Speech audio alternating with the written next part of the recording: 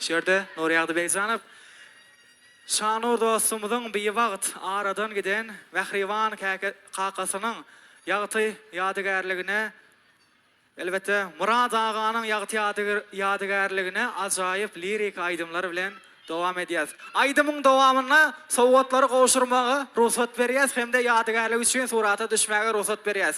Elbette Vahrivan käbämide ilkinji bolup gül sowgady, ondan soň beýlek sowgatlara gezek berýäs. Dowam edýäs.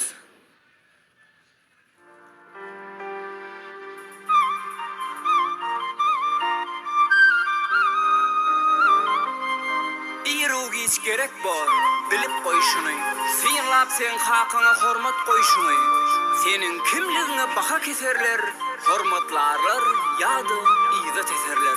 Bil hakan anrısı senem anrıyındır. Kanrılıp bakmagın hakan tanrıyındır. Öğren sen hakana hoş söz diýmäni, hakasını horlanın, bolmaz imanı. Erkediyenem bolsan zemin asmanı, borçlısın sen onu kulak asmanı. Yabıklamın, akmın, onun kovmasın, atana ağtığı, hakan oğlusun. Hakan her sargıda kanun hükümdür, çağaların şaka, hakan kökündür.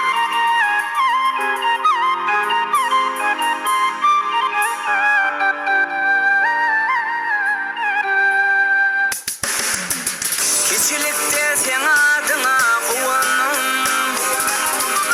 ululum son abrayına dayanım. Keçilikten sen adına kuvanım,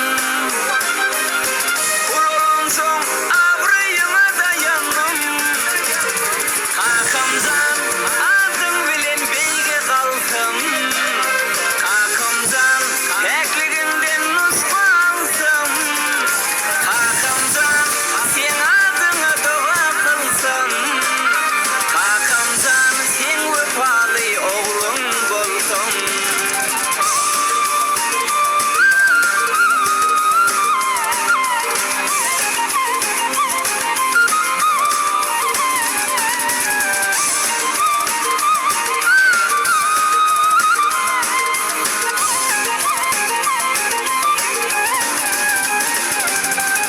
İyiliçinle iydirdin sen giydirdin, kanlığının beginlirdin güldürdün.